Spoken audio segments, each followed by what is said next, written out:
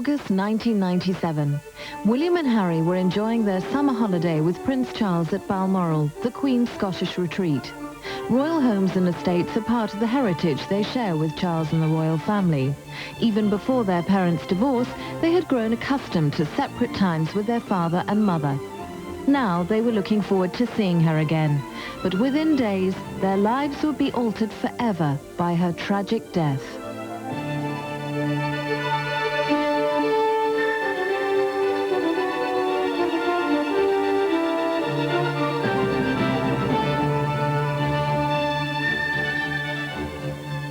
William and Harry were left with treasured memories of a wonderful mother. Diana had enriched their childhood with experiences and adventures beyond those of any previous royal generation.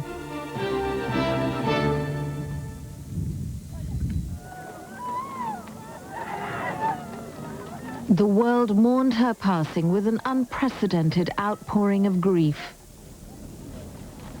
Millions of comforting tributes helped give William and Harry the courage to face the ordeal of her funeral. Diana's brave young princes walked with pride and dignity behind her coffin on its solemn passage to Westminster Abbey. It was their own decision. I think it was very interesting on the day of her funeral when they walked so solemnly behind her coffin with their father and their grandfather and their uncle, to see how the younger boy, Harry, in a way carried himself with a great deal more presence and conviction than the older boy, William, whose head was bowed almost virtually throughout, and clearly they both felt it equally. But Harry, the younger one, seems in some ways a tougher character. Also, interestingly, she was very consciously training up Harry, the younger one, as a sort of support system for his brother, because she knew from what she'd seen and herself lived through that life was actually going to be tougher for William. He was going to be the one in the focus the whole time. It would be quite tough for Harry, but he wasn't center stage. And touchingly, they're very close, those two boys, and I think one thing their mother had achieved, although her work was interrupted, was to make them a mutual bonding, that be able to help each other out in situations like that in the future. Her children's flowers reminded the watching world of their dreadful loss. There would be no more whitewater rides, trips to theme parks, or holidays in exotic locations. Diana had refused to bring up her sons hidden away in palace nurseries and schoolrooms. She had opened up for them a world unseen by earlier royal children. On visits like this to Niagara Falls, they saw, learned and explored as Diana prepared them for the duties their royal birth would demand in adult life.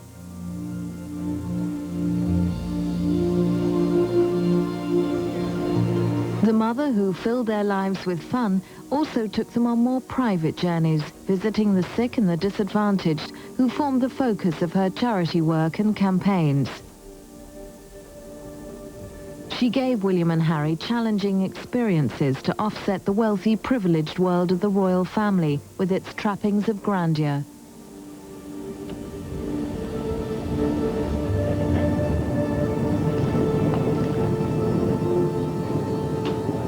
Diana was the most tactile and demonstrative of royal mothers. She missed her sons badly when foreign tours kept them apart. Ignoring protocol, she would run ahead of Prince Charles, unable to contain her delight at being reunited with her boys after the inevitable absences created by royal duties. She once said, "We have an obligation to care for our children, to encourage and guide, nourish and nurture, and to listen with love to their needs in ways which clearly show our children that we value them.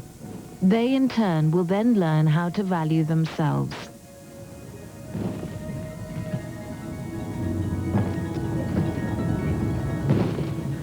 Charles, too, believed in showing warmth and affection to the children, often publicly. His childhood had been blighted by too many parental absences and by a too rigid and formal nursery schedule. Charles and Diana's obvious love for their boys was not enough to keep the family together. However, the love they received from both parents in the past may prove a sound basis for emotional stability now their mother is gone.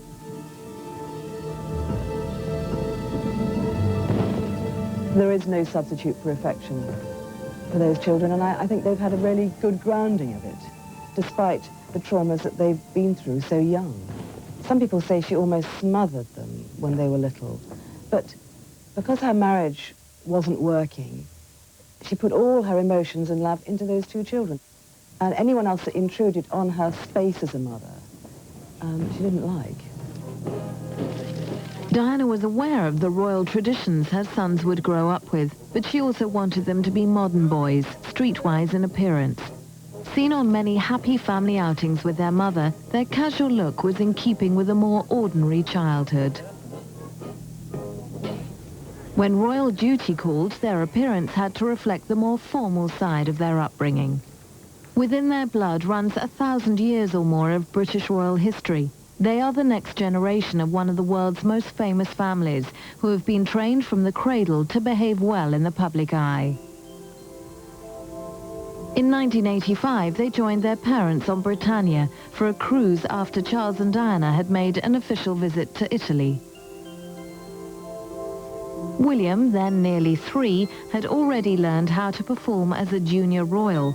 Harry would follow in his footsteps, but without the pressure of being heir in line to the throne. Charles used to have a bath with William. There's one lovely story that Diana told about she couldn't find them anywhere, and eventually she went in the bathroom, and there they were with all these enormous bubbles everywhere, sort of singing and playing. Charles was like a new man father. I mean, Betty Parsons, who was the midwife who helped Diana with all her prenatal exercises, also used to talk to Prince Charles, and she gave him a book called The Expectant Father, which he devoured. So he was really, really interested and keen, and in fact, so much so, it used to irritate Diana. She used to say, anyone would think he was having the baby, not me. Prince William was born on June the 21st, 1982, less than a year after his parents' wedding. Diana was almost 21. His christening in the ornate setting of Buckingham Palace underlined his special position. Diana's natural reaction to calming her agitated son showed her gentle, caring attitude to motherhood. This was not the way of the Windsors, who had usually passed crying babies to their nannies. William's christening was held on the Queen Mother's 82nd birthday to show the link between the 4 royal generations.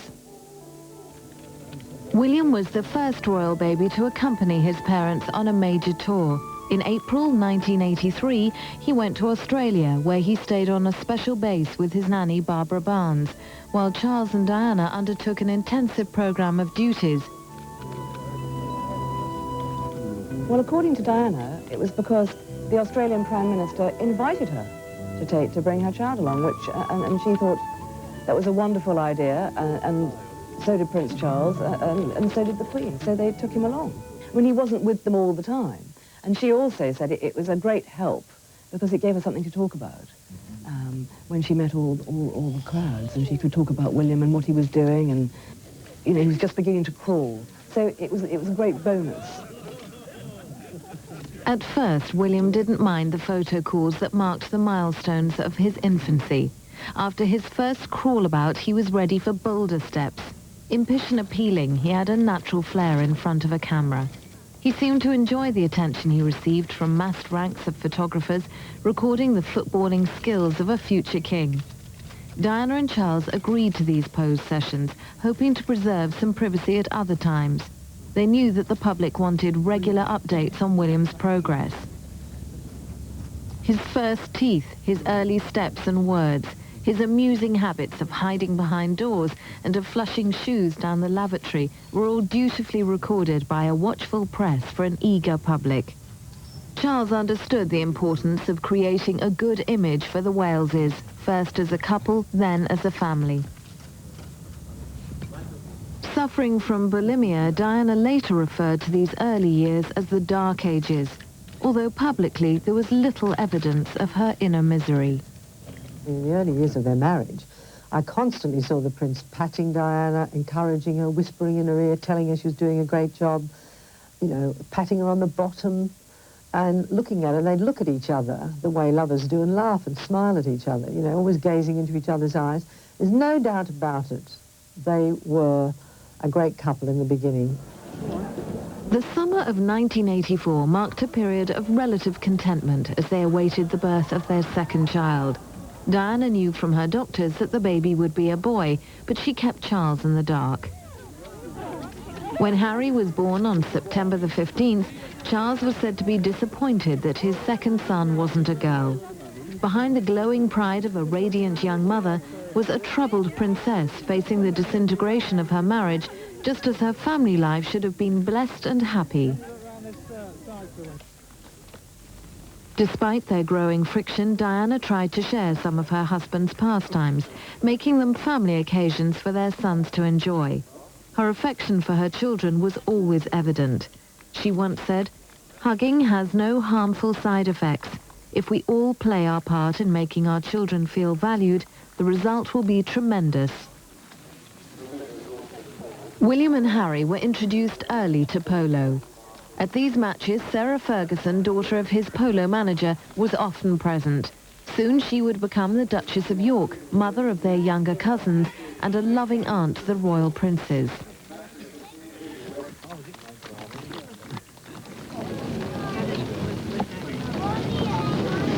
William and Harry can look back on many happy times they spent with her and Diana.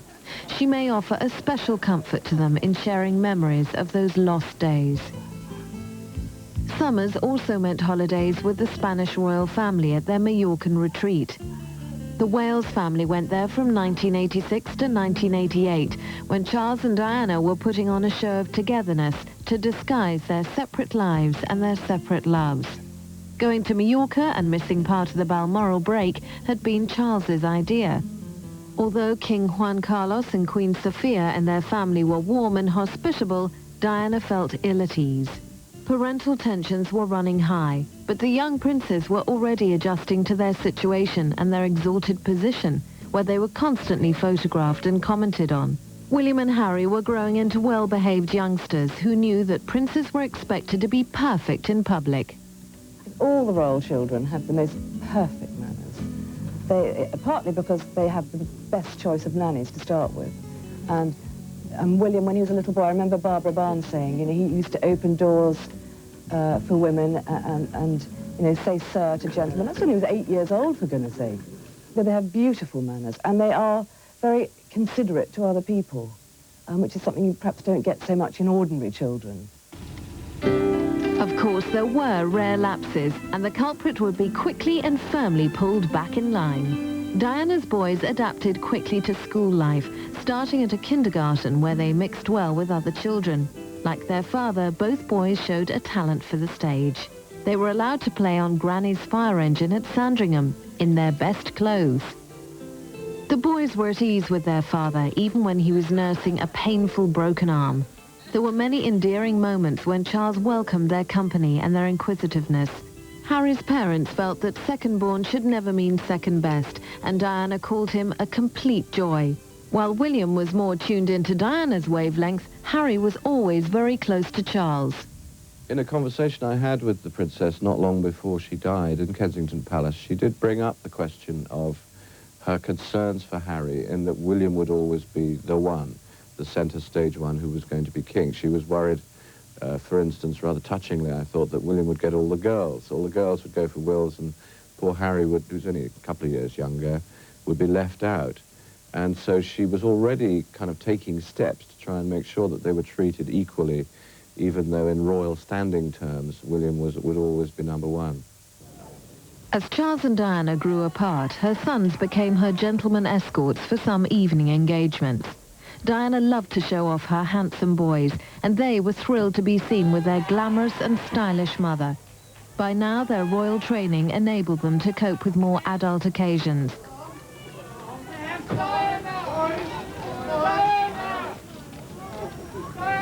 Together, fine. Every year, the boys were on display with their royal relatives on the palace balcony to celebrate the Queen's official birthday. The Yorks' first child, Beatrice, enjoyed playing with her cousin Harry. Together with her younger sister Eugenie, they became substitute daughters for Diana.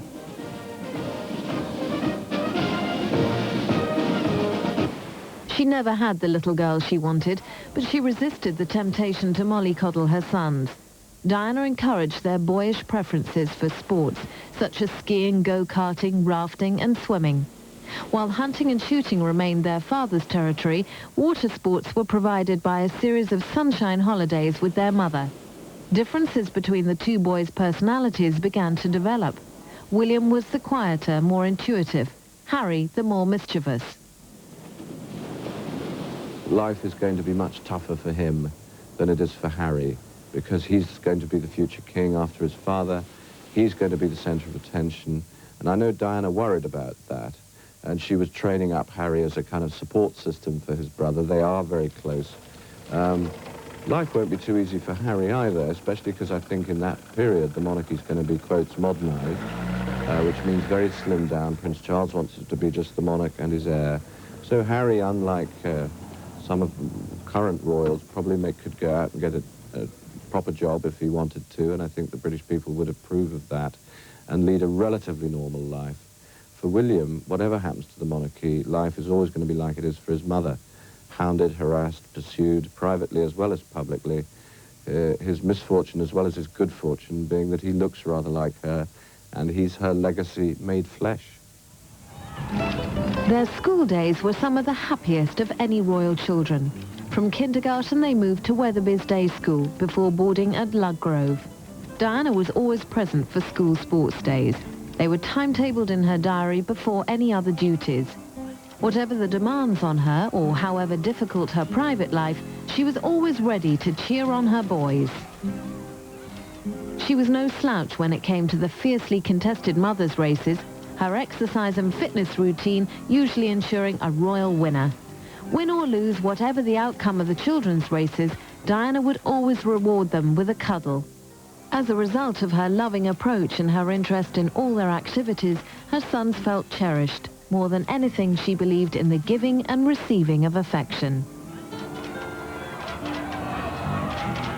I don't think you can spoil children with too much love and attention. I think that's a myth.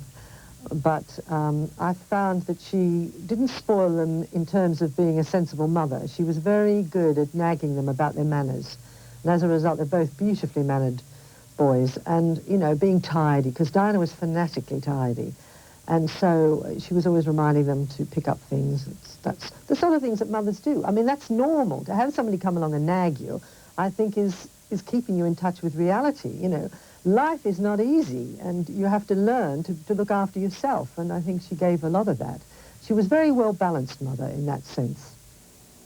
To achieve her objective of well-adjusted children, Diana allowed them to follow some distinctly non-royal pursuits. Racing buggies in America was considered dangerous and not in keeping with the House of Windsor's constrained attitude to child-rearing.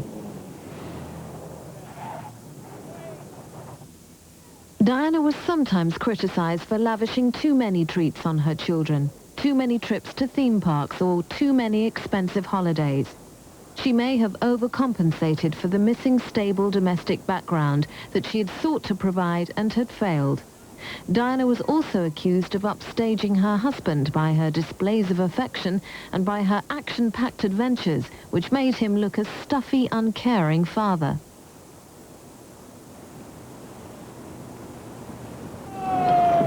These sort of activities were good training for the family firm, as older members privately call the royal family. With the Queen Mother, their great-grandmother, William and Harry behave according to royal tradition. She is a consummate performer, never revealing a trace of her true feelings in public. Diana was wary of the Queen Mother and thought that she exercised too much influence over Charles. However, there were times Diana could not avoid her and had to make polite conversation. The Queen had insisted on taking Harry in hand. His early liveliness was curbed and he was quietly groomed for his eventual role. He soon formed a close relationship with the Queen and also with Prince Philip, gentler and kinder with his grandchildren than with his own children. At Christmas and Easter, the Queen wanted her immediate family around her to celebrate those special days. The Queen's always played a very important role with William, and Diana told me that William gets on very well with his grandmother, and she was delighted about that. And for the past few years, the Queen has been having tea with William on a Sunday, you know, because he just has to go across the bridge from Eton. So he'll go around to Windsor Castle with his detective, and when he walks in the room, her face lights up, and they sit down and they chat about this and that. And she tells him what she's been doing and who she's met. And he tells her, now this is a tradition. that the monarch passes down, you know, through the generations, her wisdom. And there was a time when the Queen hardly saw William, so she's delighted to have formed this bond with him. And surprisingly enough, Prince Philip is very close to William too. So he has the great support of his grandparents. Those family gatherings helped build what Diana called platforms of mutual affection, which will help William and Harry through the inevitable feelings of bereavement and what might have been.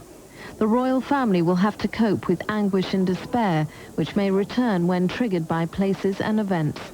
The boys may turn to their older cousins, Princess Anne's children, Peter and Zara Phillips, who love their Aunt Diana and also have happy memories of her good humour and her kind heart. But Peter and Zara are different. Much further down the line of succession, they will be allowed to have freedom in their choice of careers, while William and Harry have a narrower path ahead. Their mother, who was such a dynamic force in their lives, had tried to raise her sons in an imaginative way for a new millennium and a new style of monarchy. She wanted them to feel a sense of unity with ordinary people. Now her work will have to be completed by the family she sought to change.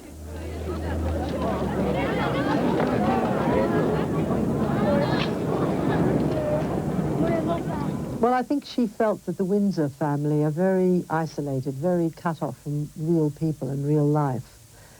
And she's right, they are. You know, how often do you see Prince Charles in a supermarket? Does he know the price of a pint of milk? I'm sure he doesn't. And probably doesn't even know how to put petrol in his own car.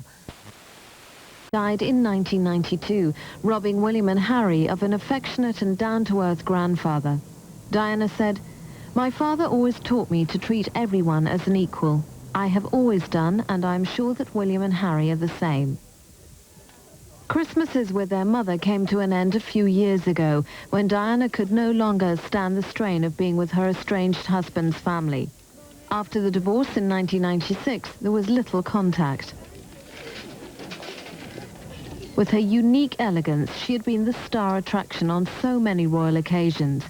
Then she became a semi-detached royal, an awkward situation for everyone, and one that would cause anxiety for her children.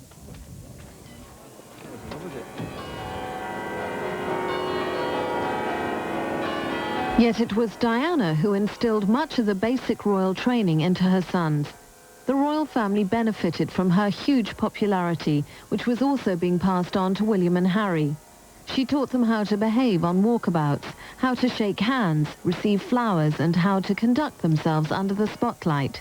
They simply had to follow her example.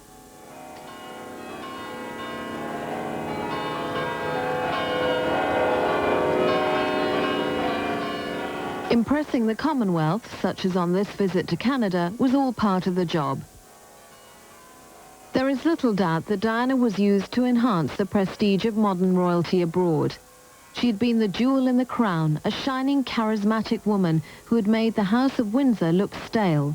She desperately wanted to keep the best of its traditions while bringing it into line with a world ready to enter the 21st century. William and Harry, there was all sorts of public warfare, the dirty linen being hung out a bit too much, friends of Prince Charles, friends of Diana, mutual insults flying in the national press. The schools can say that they hid the newspapers from these boys, but we all know that other school children can be pretty cruel, and it's not always possible to do that. I think both parents, in their different ways, tried to nurse them through each stage, and we know that Diana kept going down to these schools to tell them what was going to happen next before they read it in the papers. But I think it's bound to have left scars on both of them. And it would be surprising if William and Harry, in their different ways, didn't grow up without certain emotional problems that any children who'd been through that at that age would have. In public, Charles and Diana were obliged to put aside their differences and appear united.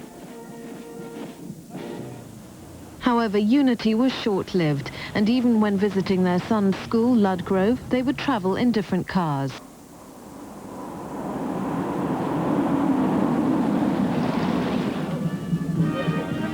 Charles's admission of his affair with Camilla Parker Bowles placed the issue in the public domain. Their relationship may still affect the future of the monarchy.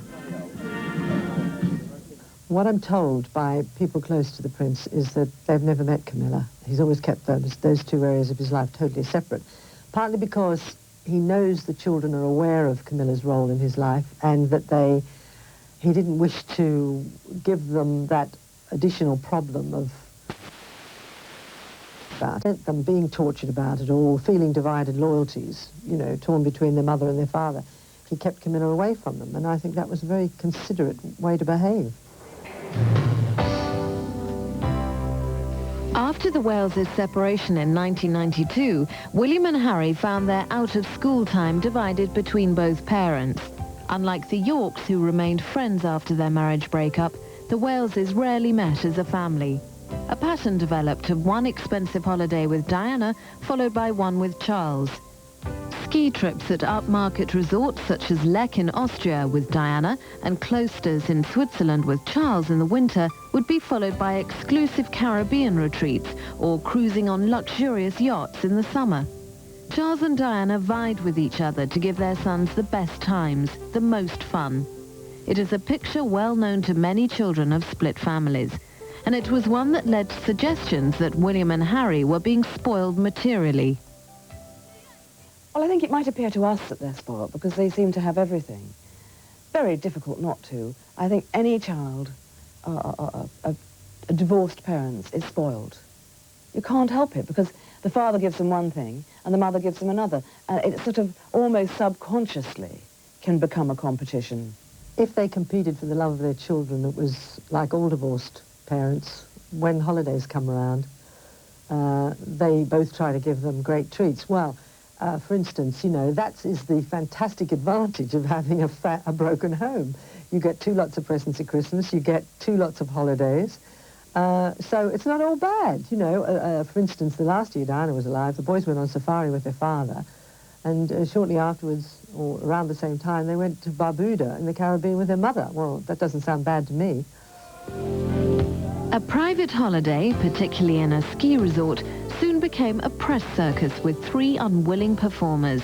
To keep the peace, the royal party obliged with some controlled performances.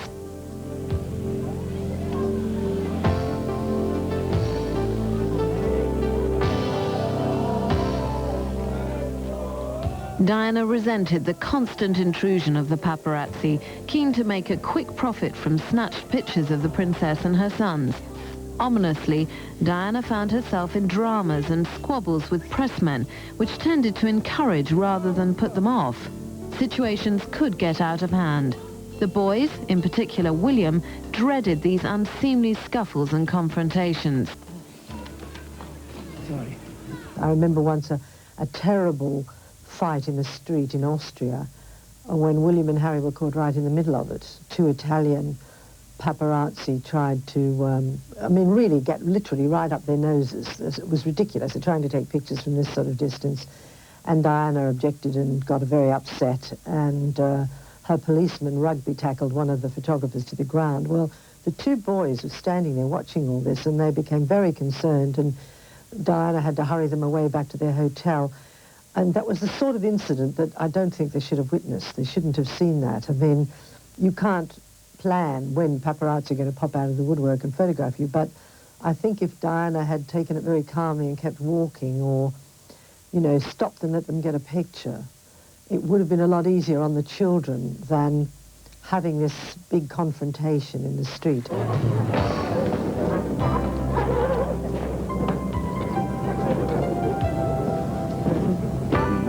Excuse me. Could I ask you to respect my children's space? Yes, certainly. Because I brought the children out here for a holiday. We've had 15 cameras following us today. As a parent, I want to protect children. The effect on the boys was different. Harry was less troubled, but he refused to cooperate with the cameras if he sensed William was disturbed. The blood bond between the brothers was already strong, providing each other with an ally at times of stress. At boarding school for much of the year, they wanted to enjoy their time out with each parent without excessive intrusion.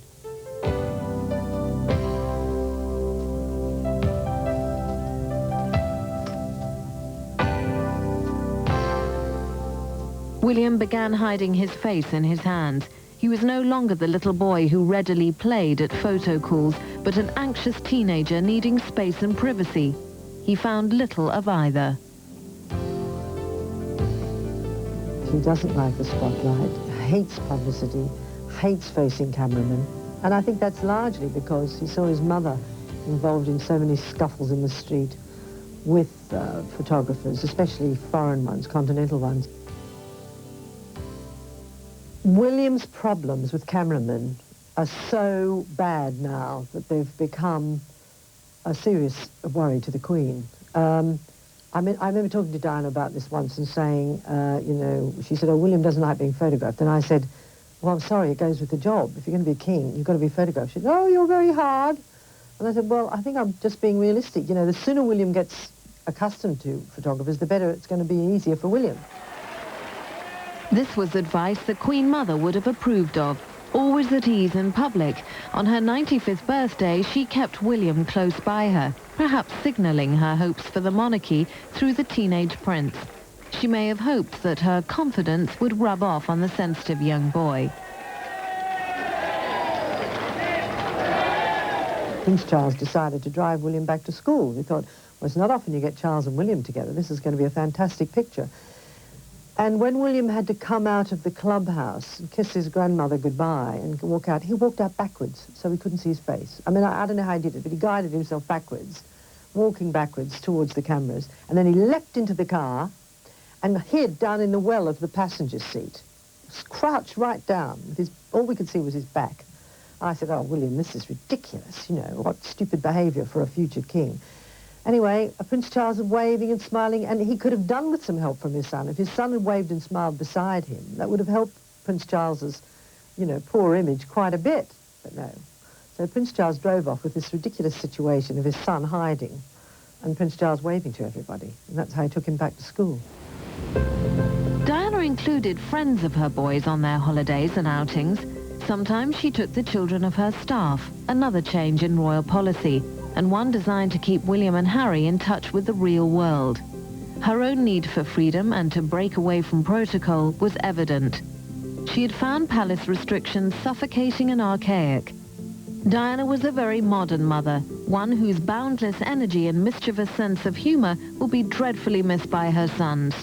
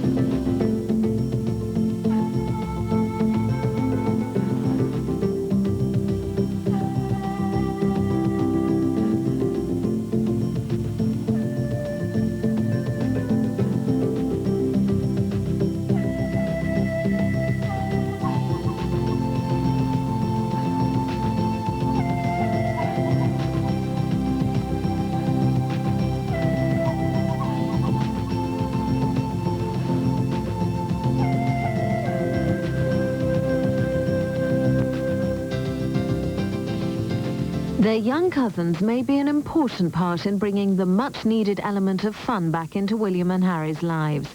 Beatrice and Eugenie were close to William and Harry and shared several holidays with them. On this unique occasion, William felt relaxed enough to answer questions with his brother and cousins, giving them moral support, responding to inquiries about their standards of skiing.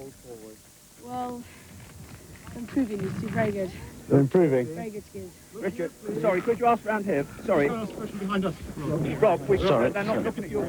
William, do you hope to have a ski together at some stage? Yes, it'll be good fun. Very good. Enjoy it.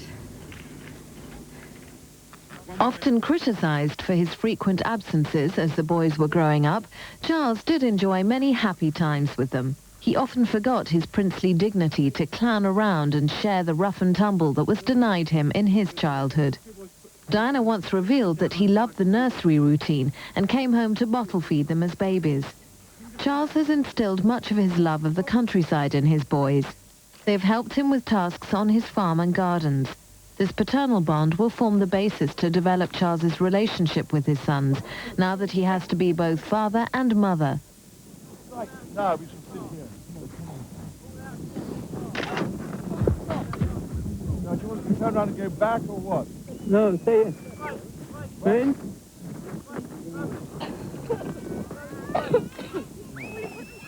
There will still be times when the boys need the guiding feminine touch of an elder sister figure rather than a mother substitute. Charles's friend Tiggy Leg Burke, who comforted them in the terrible days after Diana's death, may provide a gentle female influence to guide them into adult life. William joined Eton College in 1995. It's now a kinder, more supportive school than in days gone by. Charles and Diana were in complete harmony over their sons' schools. Charles chose Eton because he had hated his own school, Gordonston, so much. Eton College was also a place where generations of Diana's family had been educated. It also allows William easy access to nearby Windsor Castle, where the Queen often spends her weekends. William is exactly like his father, very reserved, very thoughtful, conscientious. You know, he even sounds like his father now that his voice is broken. You'd swear you're listening to Charles. So, you know, he looks like his mother, but he's his father's son. Harry doesn't suffer so much. Harry's rather thick-skinned. He's very like his mother. He quite revels in the spotlight and makes jokes about it. He's got exactly his mother's personality. He's very exuberant, very lively, fun-loving. Nothing phases Harry. Diana often took the leading role with her elder son. She was guiding him towards his destiny as king. She wanted the monarchy to survive, modernized and in touch with its people, for William to take the throne in adult life. She believed she would never be queen and doubted that Charles would become king. She poured her hopes and ambitions into William. He was, you know, barely 10 years old when she started revealing how she felt in front of him. And I think, as a result, William's matured very fast. He's much more mature than most boys of 15. But that's also perhaps because of the daunting burden that lies ahead of him, the monarchy. And when you're 15, you might want to be a rock star or a nuclear physicist. You don't want your life mapped out for you. Kids of that age want to feel free. All their school friends are talking about, you know, I'm going to backpack around Africa or something, and he doesn't have that choice. It's very sad. I've heard Prince Charles talk about how awful it is to have your whole life mapped out for you, and I know William's a very sensitive boy, and he'll have absorbed a lot of that and think, well, I've got the same fate awaits me, sitting around waiting for my parent to die so I can become king. Who wants that? You know, it doesn't seem like a real job. Eton's elitist image belies the fact that it is now a modern school. William's schoolmates are drawn from a wide section of society. They will choose their careers. His was prescribed by his birth.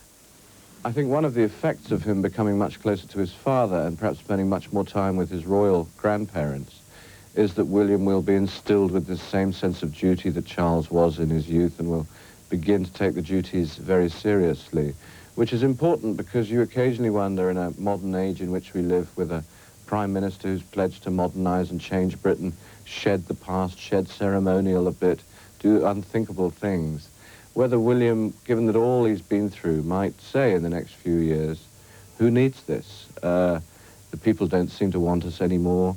We're going into Europe. What's the monarchy's role? It would be very human and people would understand if he said, I don't think I want to do this. In January 1997, Harry went skiing with Charles, while William preferred to stay out of sight with his grandparents in the peaceful sanctuary of Sandringham. Second-born sons have become monarchs, notably George V and George VI this century. Although history often repeats itself, Charles and Diana wanted Harry raised as a support to his brother. Diana felt that William will come to the throne earlier than many expect. William is being groomed for his burden, while Harry can have more freedom ahead of him. Thank you. All right. Thank you very much. Thank you, sir. Thank you, Harry. Thank you.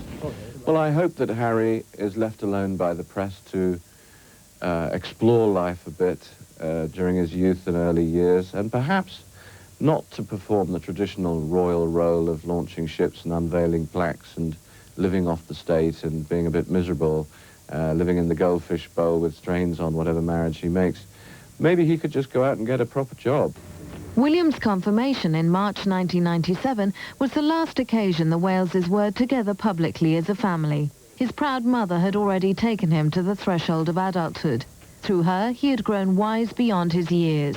I've heard it said that when she went down to see him at Eton and he heard the scrunch of the tyres on the gravel, he thought, oh God, because she always brought problems with her. She would want to share with him the fact that she was doing that Panorama interview, for instance, or something that she knew was coming up in the newspapers, and it was generally bad news. And I think that was quite tough on William. Harry was really too young, perhaps, to be included in some of that. By the end of her life, the unexpected end of her life, William did seem to have become a kind of senior advisor to his mother.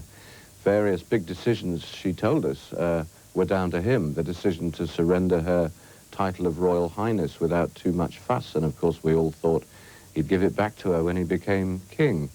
Apparently the decision to sell those frocks at auction at Sotheby's in New York this summer was his idea.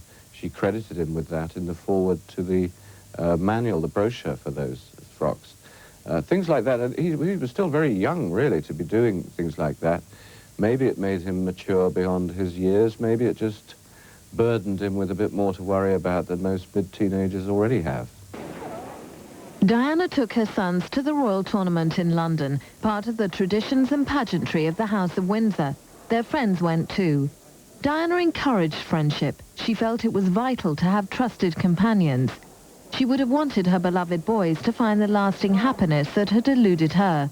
But who could compete with such a beautiful, loving mother? And I know he likes blondes. He's always had a yen for blondes, just like his father. So, you know, it's going to be tough, isn't it? I mean, most boys like to get a girl just like their mother was. But for William, is there another girl out there who's, you know, maybe 12 or 13, 14 today, who's going to grow into somebody who's not only as beautiful as Diana, but as compassionate, as warm, have that magic with ordinary people? So, you know, it could be a long search for poor old William. Let's just hope for both their sakes that those boys are given the freedom to make marriages that really work, find girls that they really care about, who really care about them, who are prepared to put up with all the inconveniences of being royal, as well as the considerable perks and home comforts of being royal, but above all that these marriages don't end in divorce, like their parents, like so many royal marriages recently, because of the strains, and because of the people in the House of Windsor being so cold to the people that marry into it. I think Diana's left enough with those boys for that not to be true of them. Perhaps there is less pressure on William now without his mother around, although it sounds cruel to say it. But I think he's losing more than he's gained. I mean, he's losing that affection that she gave him, the constant support she gave him. She also treated him like a grown-up, which is what every teenager longs for. She'd ask his advice, say, well, William, what do you think about this? Should I do this or shouldn't I? Now, that is very flattering. And she didn't tell him what to do. I mean, Prince Charles is exactly the same. I've heard this for several years now, that whenever they decide that they're going to go somewhere or do something, or there's going to be a photo call, they say, well, we were thinking of doing this. What do you think, William? And they also ask Harry. And they ask for their input. Childhood's end came with the news of their mother's death. For the rest of their lives, they will have a kaleidoscope of precious recollections, of how good it was to be with her on those thrills and spills adventures, to share the daredevil rides, to be hugged and cuddled, to feel her warmth, her laughter. The end of her life created the beginning of another. The Diana phenomenon was born. Diana's legacy lives on in the remarkable effect she had on the spirit of our age. To change the way millions view their world as she did is a gift granted to very few. Her brother said at her funeral, Diana was the very essence of compassion, of duty, of style, of beauty. We will feel cheated always that you were taken from us so young, yet we must all learn to be grateful that you came along at all. Your joy for life transmitted wherever you took your smile, and the sparkle of those unforgettable eyes, your boundless energy which you could hardly contain. Outside the gates of Balmoral, William and Harry, supported by the grieving royal family, saw the flowers and read the tributes to Diana. those touching messages of condolence served as a rehearsal for the overwhelming sights that would greet them at Diana's funeral. Before that sad event, they would return to Kensington Palace, their mother's home, and witness the oceans of flowers left in loving memory of a princess who died too soon. The Queen would make her own tribute to Diana, saying, "I admired and respected her for her energy and her commitment to others, and especially for her devotion to her 2 boys.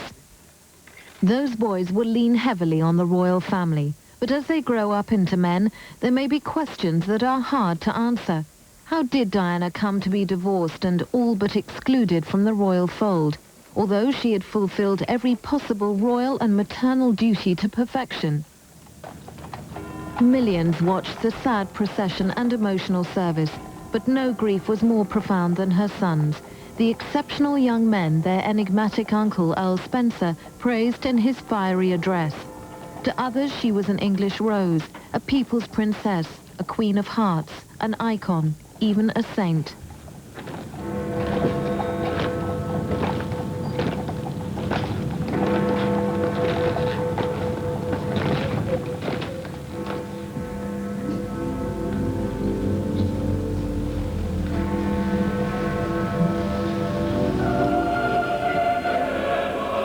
To William and Harry, Diana was simply their mother, and they will never totally get over their loss.